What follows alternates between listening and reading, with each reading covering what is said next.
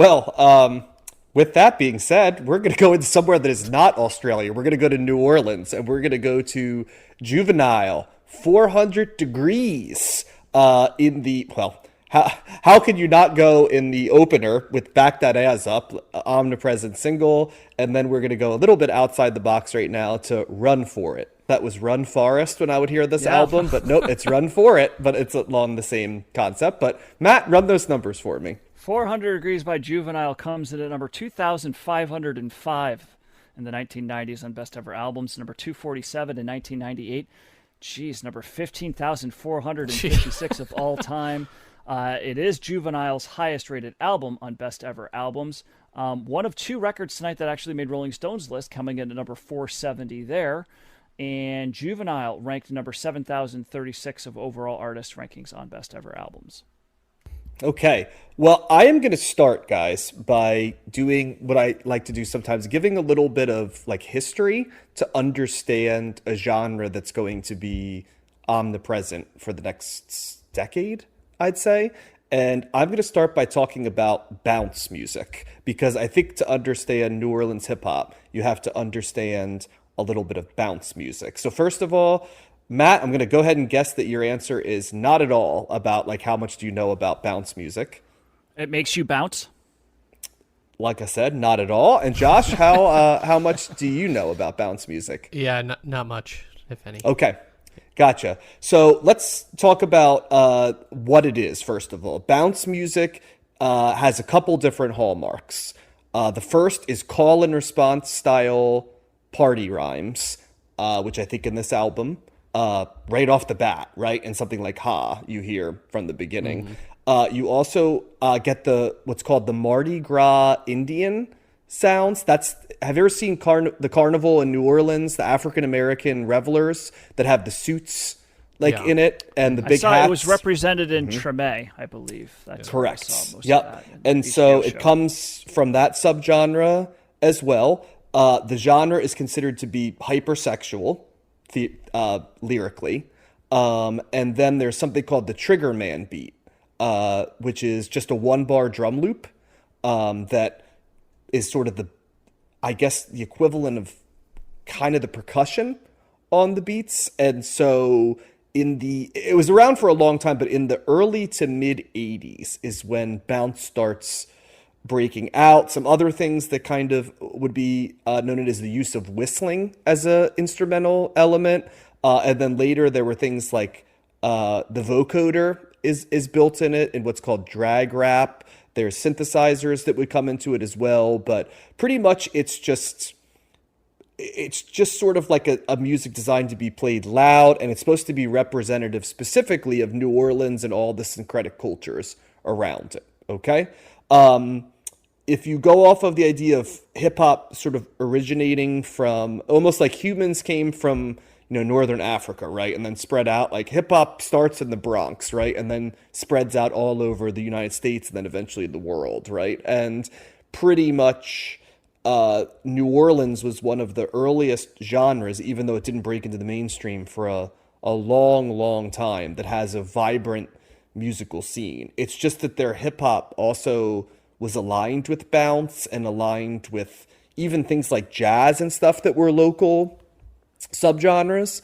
And as early as the late 80s and the early 90s, there was a culture of the creation of small record labels that sold bounce music locally. In that sense, it kind of reminds me of go-go music in the 70s and the 80s in the DC area, or other small subgenres that eventually branched out into bigger subgenres, maybe like, booty bass and like South Florida, right? Stuff like that. But I think it's very important to understand bounce music and that subculture, because as New Orleans is exploding into the scene seemingly out of nowhere in 1997, and certainly the late 90s, and even if you consider the influence of people like Lil Wayne and stuff like that into the mid 90s, and people like Birdman, right, and stuff like that, they're coming from this subgenre, and it seems like it came overnight, but it really didn't. And New Orleans is its own sort of lane in Southern hip hop. Obviously, we've covered Miami, we've covered Texas, right? We've covered a little bit of the Atlanta subgenre with Goody Mob and Outkast, but now we're in like another distinct Southern subgenre here. So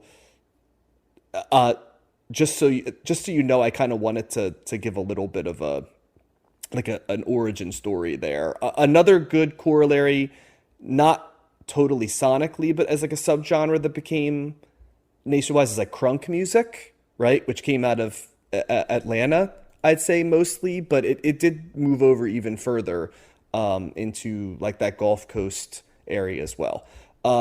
There's a lot to go into with all of it. Like we could spend multiple podcasts going into the history of Southern hip hop, and for those that may have a greater familiarity, remember, we're just doing like a basic bio at the beginning of this, but I wanted to kind of give a throwback to bounce a little bit, because I do think we have to talk about bounce music within the context of these hip hop labels we're covering. You're right, guys. Treme spent a lot of time covering it, specifically in the second season of the show, for those that may be familiar with it. I think Big Frida, right, was the person they funneled it through, right, who's considered one of like the core artists of the genre.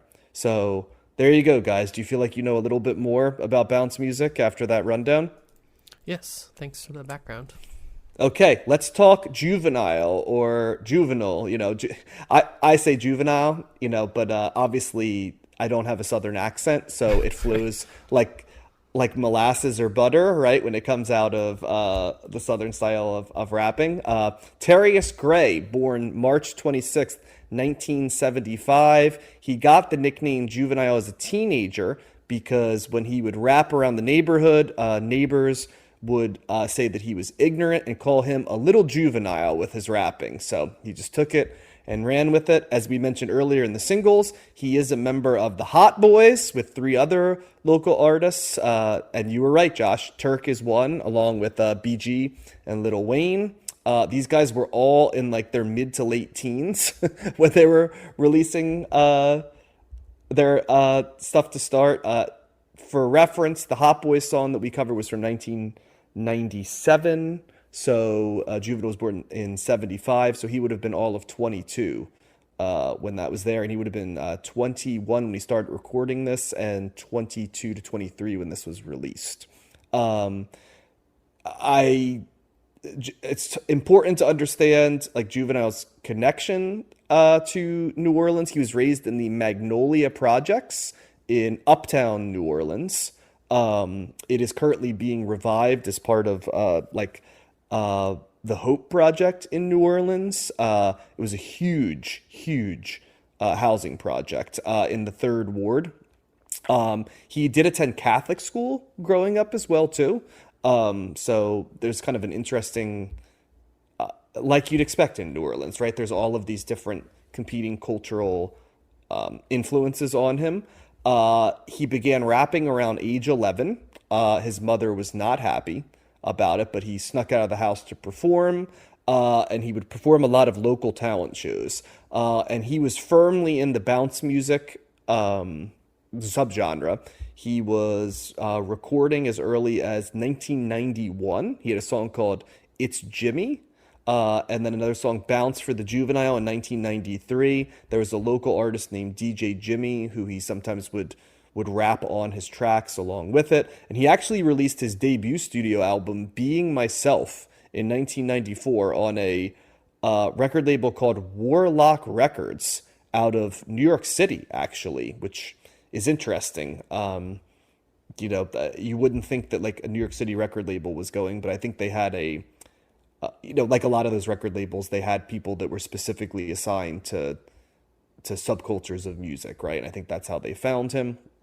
After Being Myself, Juvenile left Warlock Records due to creative differences, and the biggest creative difference was that he no longer wanted to record bounce music anymore. He wanted to do hip-hop music. Now, there's still plenty of bounce in his sonic style, which we could talk about when we get into it, but he did then begin to lean more into like traditional hip-hop beats.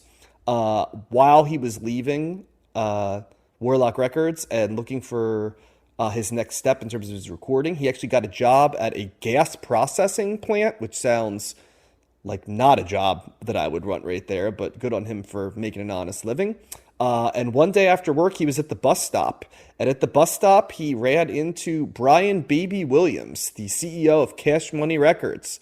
They have a conversation, and Juvenile freestyle raps for Baby Williams right there.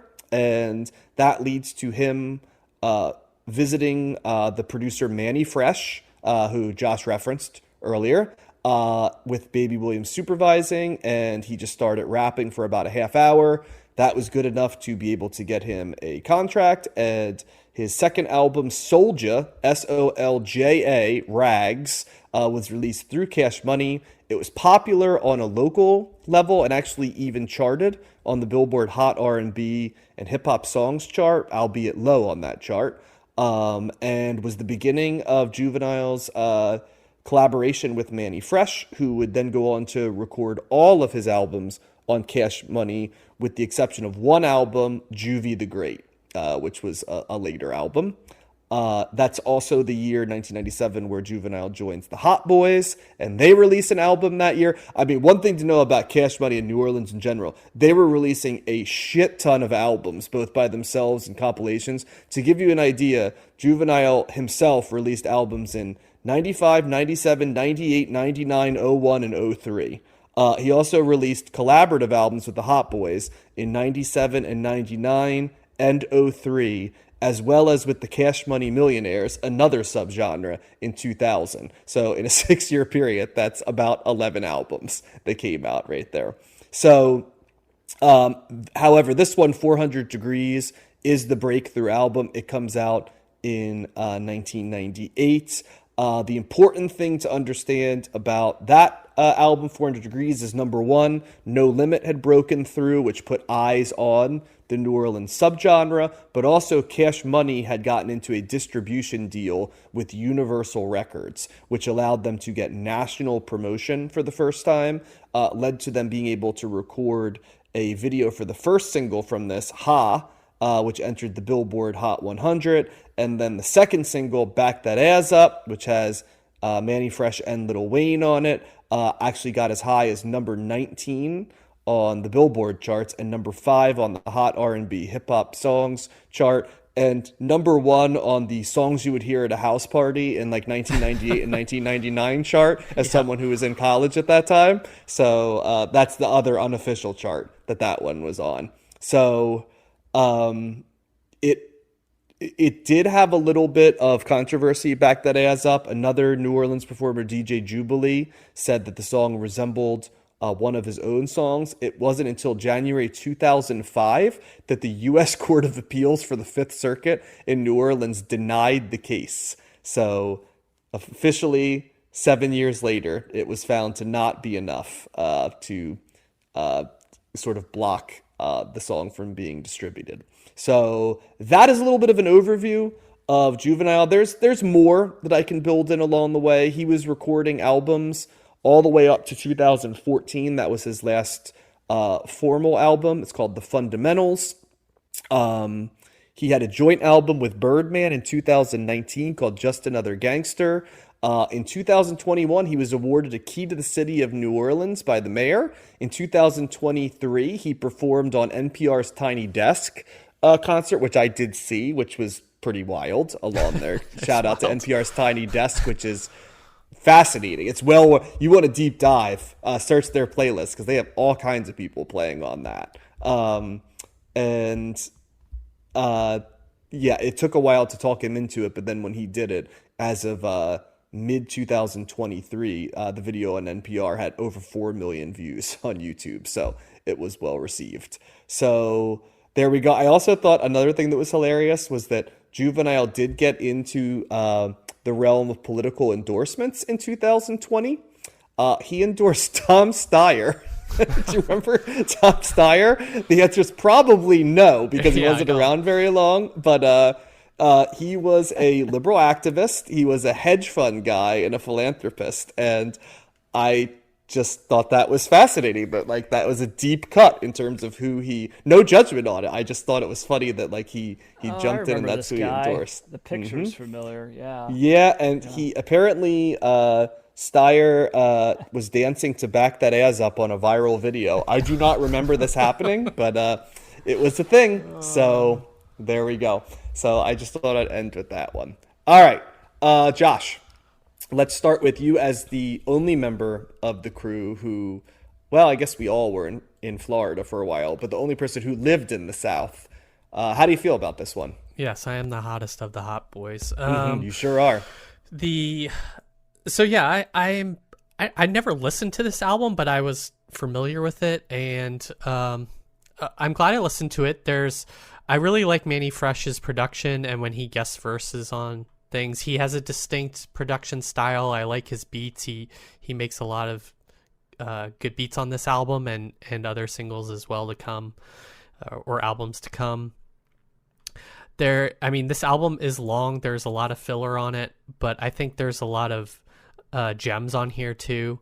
I like I like both of the singles. Ha is such like an interesting, unique way to like deliver a song. With the construction of the repetition of Ha on that, and then so I like that. There's 2 remixes of Ha on here as well, which I thought that's a first. Jay-Z coming out of nowhere, out of a bizarre, The last track. I gotta say though, I don't really like the remixes that much. I don't feel like they add much in Jay-Z's verse on that one. I thought was pretty kind of forgettable.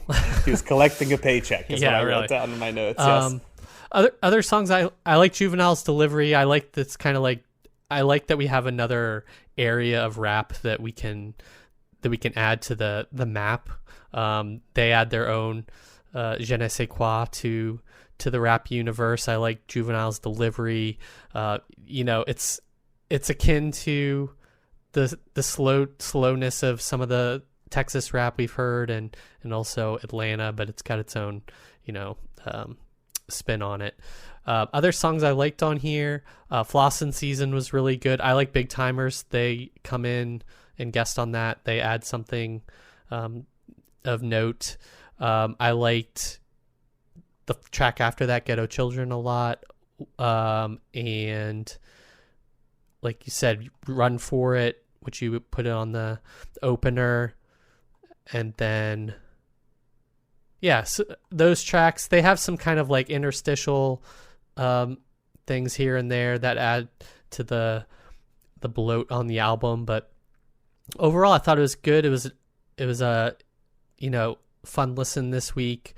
That being said, I don't think I would like revisit this album anytime soon. I'd probably just pick the tracks. I mean, Back That Ass Up is like an all-timer, right? Like that's an eternal jammer if there ever was one. That will forever be listenable, and people will always like that song, I feel like. So yeah, I guess this gets a mild thumbs up for me. I don't really have a lot of complex thoughts on this. Maybe like Juvenile, I don't have a lot of complex thoughts to say on this about this album. So what do you think, Matt? Yeah, like I teased earlier, I feel ill-equipped to properly address this. I mean, you're as equipped as every other rap album that we've talked about. Yeah, but I know there's like, something what are about you this. what are you afraid of? Like when you say not equipped, is it you're afraid of saying something wrong? Like what are you afraid you're not equipped to? I'm kind of two minds. So my initial reaction. Can I just say one thing? Because like you've listened to multiple Outkast albums, 3 different Southern hip hop things, Goody Mob, all like the Ghetto Boys times 2. Like what exactly? 3-6 Mafia. Guess 3-6 Mafia twice. That was awful. Yeah. This is better. But you get what I'm saying? Mafia, like you're very you're equipped. Yes, right. You're equipped more than most people pretend to be. When I first heard this, so the first song "Ha" comes on, and my initial reaction was, "This is awful." I was like, "What is happening? What is he like?" I've never heard rapping like every bar. You weren't familiar with that song? Ha. No, I wasn't. No. Oh wow. Okay. He just says, "Very good." And I was like, "You got chance to pull a ha." I said, "Ha," and I'm like, "What is this? This is not like." is this is rapping? It was so out of left field, and I was immediately turned off, right, by that. And I think, I mean, Josh, you were mentioning you like his delivery is flow. I kind of, that was a barrier for me, I think, overall. It's kind of like a lazy kind of just draw, like, yeah, it's like a drawl kind of thing, and it's just like, it's, I don't know, because again, I think the rapping that I've liked has been more of the smooth, laid back flow, or like someone that's got like someone like Biggie Smalls, right? That's just like a forceful kind of MC, right? This is kind of like neither of those things. It's like this, and it's also kind of got a little bit of the DMX like the aggressive like kind of like nature of that, which is kind of off-putting for me as well. And I think as the album went along, it was definitely good for me to listen to it more than once, I think, because my first listen through, I was just like, boy, this is rough. And so the second time around, I was kind of like picking up little bits and pieces of beats or things like that, melodies or whatever, that I was like, okay, like that's, and I definitely think that the first half of this is better. It definitely was losing me as it went on. And certainly it doesn't need. Were you familiar with Back That Ass Up? Oh yeah, and then I was reminded of, and then that song came on. That's at 13. So even though I liked the first half better, that's the clear standout here. I mean, that like, dun dun dun dun dun, just that intro and like it and the beat behind it. It's catchy as all get out. I'm like, okay, there you go. That's what I'm talking about. But I didn't find many other songs that have that level of intrigue, or just like, just connecting with me, like, because most of this was kind of like, okay, like it's fine, but like I found it really hard to get into. And I think a big thing of it was his rapping, his delivery. Not a huge fan of that. The productions, depending on the song, is not so bad. There's definitely a lot of filler on here. And I guess I was just hedging because I'm reading so much about. I read a little bit more about it. And just seeing like, wow, like how it's just highly regarded, and like, it's stuff like Outkast. I always knew like that this is like Southern rap has kind of arrived, and I've loved just all the stuff that we talked about last week with Outkast. There's so many reasons I like that, and this is just like not.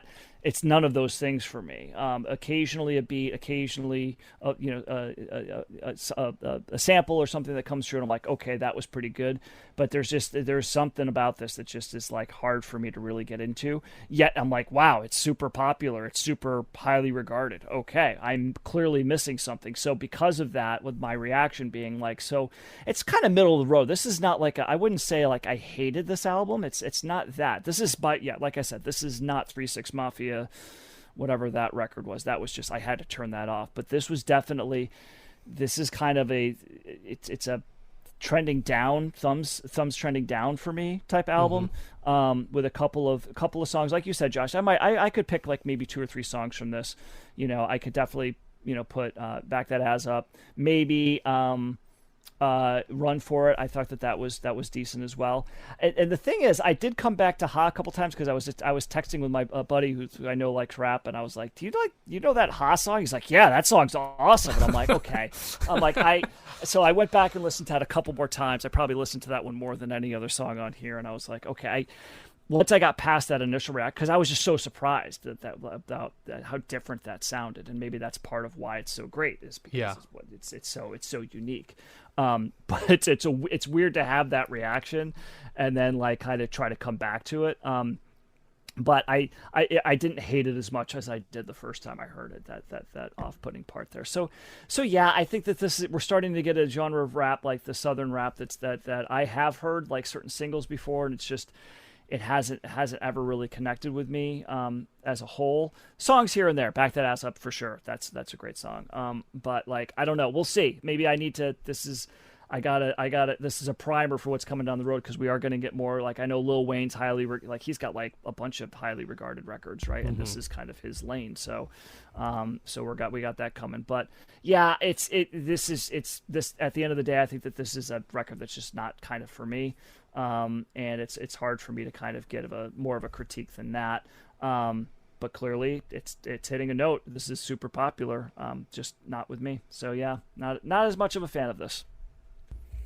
I'm going to kind of take mine a little bit more in like a esoteric direction of a review, but I'll start with the album itself before I get into that lane a little bit. I remember the first time hearing this, like Southern rap, like hit all at once, it felt like. And unlike you, Matt, who I know didn't, it was, I grew up listening to a lot of hip hop, right? Like I dovetailed with the late 80s and, growing up in the shadow of New York, right? Like late 80s, 90s New York hip hop, like all of it, right? I was being consumed by me real time. So super familiarity with everything from, the Rakim, Consciousness, LL Cool J, Big Daddy Kane, all the way through, the early to mid 90s, your Nas Illmatic, Notorious B.I.G. into where we're at in New York rap at this time, right? Whether it be the Jay-Z stuff that we're covering, DMX, all that stuff, right? Obviously, California rap came into my life, like West Coast rap, both Oakland and LA rap, right? Like in the early 90s, immediately resonated with me because it shared some elements MC-wise, but also had a different beat style, but it was a beat style that appealed to me because it was ground in funk, right? And musics that I liked, right? Whereas I think New York rap was a little bit more jazz, a little bit R&B, where it was disco, right? Where the genres that came from, and funk and the West Coast. Southern rap, it felt like, yeah, I'd heard a little bit of Outkast and a little bit of the Ghetto Boys, but when you think about it, the Ghetto Boys share quite a bit in common with New York rap flow, at least, right? There isn't flow-wise. It's laid back, right? But in general, you can listen to New York hip-hop and the Ghetto Boys don't like jar you as much, I would say, would be my description. Like it's different, but it's different in the way that like Eminem was different, but shared a lot in common with New York, even though he's Midwestern, right? And then Miami seemed like its own, it's like techno, right? It was kind of like, it fit nicely with like techno or dance music, right? So it made sense to me. Then like this, Outkast to some degree almost felt like an art rock band to some degree a little bit. Like it was like, oh, that's cool, but it was like Outkast sort of represented the South, right, as like a lodestar, I'd say. And you'd have things like Arrested Development that would come, but that almost was in like consciousness hip hop, so you almost didn't process it. And then it felt like suddenly Southern hip hop exploded all over, and it was like not in my lane at all, and then it was all here at once. And I'll be honest with you guys, I think like Southern hip hop won hip hop in the modern context. And I don't know how I feel about that, because I really think that this is the beginning, like 98, 99, 2000 hip hop is the beginning of where hip hop's moving out of the coasts and becoming what hip hop is now, with like the mumble rap, the SoundCloud rappers, the production style, the style, like as much about the beats as the MCs themselves. The MCs are almost like branded. I mean, when you'd open up a No Limit thing, right, it would be like it was like collecting trading cards, right? Like get all of them. And to some degree, it became less about like the technique a little bit more, and it became more about like the beats and the persona, right? And like hip hop's always had a rep in it, but it almost became like representing the South in the same. I feel like Southern culture also came into it, and some of that was welcome at the beginning for me, but now I feel like, just like in so many other contexts, guys, I feel like the South has sort of won culture in the last 2 decades, and as a Northerner, and especially a Northeasterner, like in a cultural hub, I sometimes like feel alienated from the themes and the cultural artifacts of this in a way I never felt as alienated from hip hop from the East and West Coasts. Even though I was not a member of those communities and it was different, I felt like I understood it to some degree. There were cultural touch points. And Matt, much like you, I know you said it, but like I remember the first time I heard "Ha" by Juvenile, I was like, what the fuck is this? Like, I don't like this. You know what I mean? It's just like, oh, it seems low rent kind of, and it just didn't resonate with me. Now, as I listened to more and more, and I could tell you, like, I thought the beats on this album were pretty good. The beats kind of, in my opinion, save this album a little bit and push it to like thumbs in the middle for me, because this is an album you could definitely bump in a car, right? And there's a reason there's a couple tracks that are hits on this and stuff. But I think what also carried to me is, as like MCs, there just isn't, in my opinion, like the quality and like the depth for me within Southern hip hop as it stands right now, as there are certainly on like the East Coast. And maybe it's my own biases, but I feel like there is always an element of like intellectualism like in it. And Outkast has some clever lyrics, but almost more in like a different way, right? Than sort of like an academic way. And the West Coast had just flows, right? You know, and the lyrics could be a little bit trite at times, but then, you know, there also could be a couple things that like showed you like sort of the music complexity at times and the understanding of music composition and just the variety of flows. Juvenile's flow, it just sort of washes over you, and it's so difficult to understand at times kind of what he's saying. Like, and this album, I really made it a point to pull up the lyrics, right? Because there's it's almost at first when you listen to this, if you're not from the area, it's almost like someone speaking a foreign language to you a little bit, because his dialect is so strong that I remember the first time I listened to Ha as a track, like I would get bits and pieces, and like, you know, you'd hear things like the band Ha, you know, and like child support, huh? And you're just like, what is going on here? So, and then there's whole bars, like the second bar of that, it's like, that's you that can't keep an old lady because you keep fucking a friend, huh? And I'm like, I don't think I could have named any of those lyrics the first time I heard it, right? Because it's sort of that call and response is the only thing that picked up from it. And I think that's kind of my takeaway a little bit, that I don't know if this style of MC flow is really my preferred style. I think within the genre, because I've heard it over time so much, both in that era, but also I think as rap evolved, right? More people started to develop this sort of laid back, meandering flow a little bit to different levels of effectiveness for my personal ear, that I just got more and more used to hearing rap like this, that by the time 2003 hit, right? Like it didn't seem foreign for me in the way that like in 1997 or 1998 it did. I do think though that flow lends itself to being a more disposable style of MC maybe for me than different other geographic regions flow. Like I think one of the things that stands out about New York rappers is if you say what's Biggie's style, you could say Biggie style. What's Jay-Z's? What's Nas? What's Rakim? Like all these different people. Big Daddy Kane, right? You got all these DMX.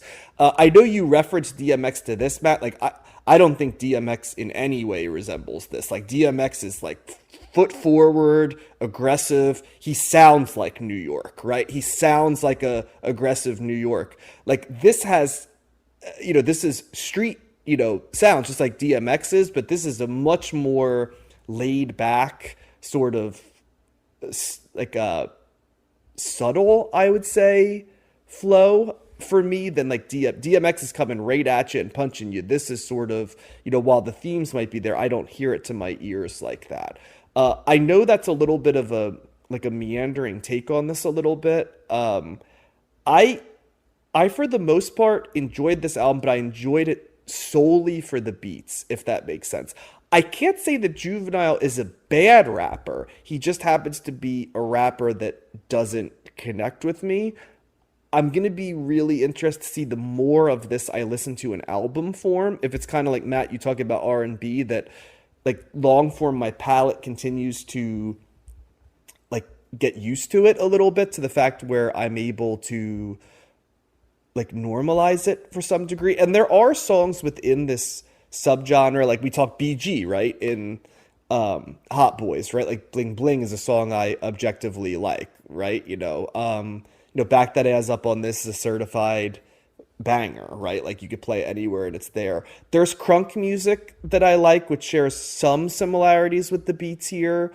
I could think of like different singles that I like, but it's a tough ask for me long form, I think, is my takeaway from this. And certainly I don't think this needed to be 74 or 72 minutes, right? Especially when you're throwing in multiple remixes. Jay-Z sounded so out of place on that one remix. It was, it's like nothing, like he has a laid back flow for New York style. So like, I guess on paper, I'm like, well, if you're going to put a guy from New York on this, Jay-Z makes sense, but it didn't work like at all. Like the Jay-Z, like Rockefeller, like it just didn't work, man. It just, he seemed like at worst he was collecting a paycheck. At best he was making an honest effort to like connect to the South, and it didn't fit in the context of it. It fit like 35 seconds of just a purple sock when,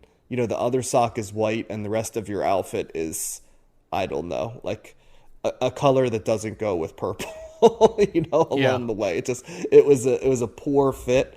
And I think to some degree, like I have always found that like the Southern rapper guesting in a part on someone else's song is better than other folks coming into a Southern hip hop artist's primary song. And when you think about it, there's very few examples of like a Southern artist like bringing on people from especially the East Coast. The West maybe a little bit, but you don't really like have somebody guesting on it. But you definitely have examples of like a Southern artist like guesting on a West Coast or an East Coast hip hop song and doing like I always think of like Make It Rain, like with Lil Wayne coming in on like a Fat Joe chorus, and it does work, right? And because Lil Wayne does kind of what he does on Back That Ass Up on that song, right? Like Lil Wayne has like a weird energy to him that makes him really good in almost like that, like high-end Flava Flav role is what he's playing in some of those songs. If you think about it, like kind of like bringing a certain type of like offbeat energy. So I know I wandered all over the place right here. In terms of it, I mean, this was a seminal, Southern hip hop album in terms of me like processing the South in hip hop. I heard this album all the time because, like I said, I had some friends who loved hip hop, and they were just like, the South is here, John. Like I'm like, I know it is. I don't know how I feel about that. And my lasting takeaway is like really like today's rap like most resembles Southern hip hop if you think about it. Especially now that we've listened to like a lot of 90s rap, I really think the origin of today's rap belongs to the South. And some people might say all to it. Other people might say that's a bad thing, and other people might have a nuanced take. I reserve my take right now until I listen to more, but I tend to lean to, I don't know if that's a good thing compared to like West Coast or East Coast hip hop taking the front, because I do, for my own ears, it hits a little bit better. So I'll leave it at that. Yeah, how's that for a convoluted take? I guess because I grew up listening to Southern rap, and that was like on the radio along with everything else, growing up in North Carolina, like that didn't seem as foreign to me. And it was just, I just accepted it, I guess. So maybe that's where the difference lies. And then I don't even know where modern rappers are nowadays in terms of where they originate from geographically. So I get your point about like, kind of, but I don't think it's about geography anymore because of the internet, right? Yeah. Like I think the idea of where you're from has never been less important. Yeah, anymore. Yeah, you might be right, but you're speaking in terms of like how rappers rap and like their delivery and like the and production influence. I see. Yeah. I'd have to listen to more like modern rap to know. I mean, how many guys are rapping like Nas or Notorious B.I.G. or the Wu-Tang Clan nowadays, right? Like, almost no one, right? How many people are rapping like Ice Cube or Tupac nowadays, right? Or even like Slick Rick. Like or Snoop, right? Like, not really. But how many people sound like Lil Wayne and Juvenile and Scarface and Outkast? Like, lots, you know? Like, a lot, the whole subgenre of mumble rap, right? Like, Right. Well, I think they auto-tune kind of themselves comes from too, them. and it's like Right. sad boy, like introspective. I think they hide some stuff behind production too. Yeah. Nowadays. But the production sounds like this. Yeah. Right? Yeah. Yeah, I think, at least. So that was kind of my takeaway. Yeah. So